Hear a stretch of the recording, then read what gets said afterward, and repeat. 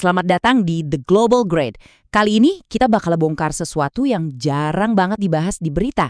Biaya sesungguhnya dari sebuah konflik yang ternyata jauh lebih mahal dari yang pernah kita bayangkan.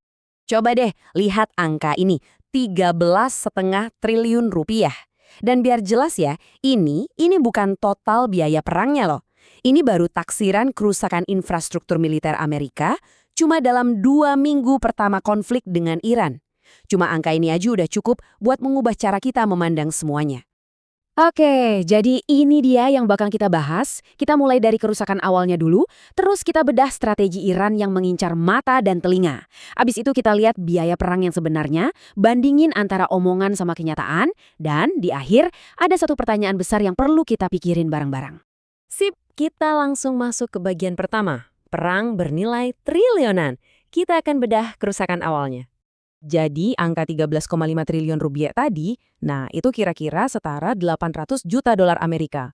Dan ini bukan angka main-main ya, ini bukan spekulasi, ini hasil analisis gabungan dari Center for Strategic and International Studies alias CSIS dan BBC.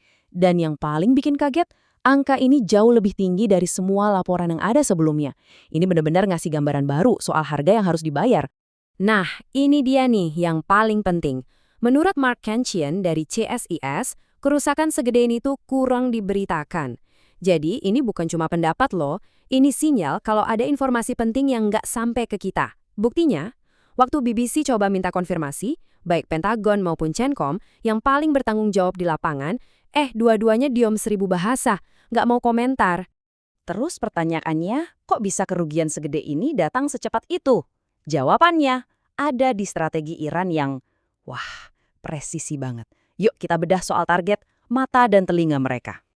Jadi apa sih sebenarnya mata dan telinga militer itu? Gampangnya gini, ini tuh soal sistem radar sama komunikasi satelit. Di perang modern, ini yang bikin tentara bisa ngelihat, bisa dengar, dan bisa koordinasi. Kalau ini kena serang, ya udah musuhnya jadi buta dan tuli. Sesimpel itu. Nah, Iran itu nggak nyerang asal-asalan loh. Mereka sengaja mengincar aset-aset paling berharga. Sistem pertahanan TAAD, radar super canggih ANTPY-2, pusat komunikasi sampai kubah pelindung radar, dan pangkalan-pangkalan udara vital di Kuwait, Qatar, dan Arab Saudi. Ini benar-benar serangan yang udah dihitung matang-matang buat bikin lumpuh. Biar kebayang mahalnya alat-alat ini, coba lihat deh, 485 juta dolar. Itu harga buat satu biji radar ANTPY-2 di Yordania yang jadi sasaran. Bayangin, satu serangan ke satu target aja kerugiannya bisa $500 miliar. Ini udah bukan perang biasa lagi nih, ini kayak operasi bedah militer yang biayanya luar biasa mahal. Tapi, ingat ya, 800 juta dolar itu baru kerusakan fisiknya aja. Itu baru pemanasannya doang. Biaya perang yang sebenarnya jauh lebih gila lagi. Coba lihat deh seberapa cepat biayanya meledak. Baru 6 hari, udah 11,3 miliar dolar. Belum nyampe 2 minggu, udah 16,5 miliar. Dan puncaknya, Pentagon sampai minta dana tambahan. Siap-siap ya, 200 miliar dolar. Gila kan? Angkanya terbang terus, nggak kelihatan ujungnya di mana. Dan tentu aja, ada biaya yang nggak akan pernah bisa dihitung pakai uang. Angka ini hampir 3.200 nyawa. Dari semua pihak. Ini data dari Human Rights Activist News Agency. Dari jumlah itu, 1.400 adalah warga sipil. Dan ada juga 13 personil militer Amerika. Inilah harga yang paling mahal, paling tragis, dan gak akan pernah bisa diganti. Oke, setelah ngelihat biaya, duit, dan nyawa yang segitu besarnya, sekarang pertanyaannya, apa sih yang diomongin sama para pemimpin? Yuk kita adu antara omongan mereka sama kenyataan di lapangan. Ini nih, ada pernyataan dari Presiden Donald Trump tanggal 20 Maret 2026.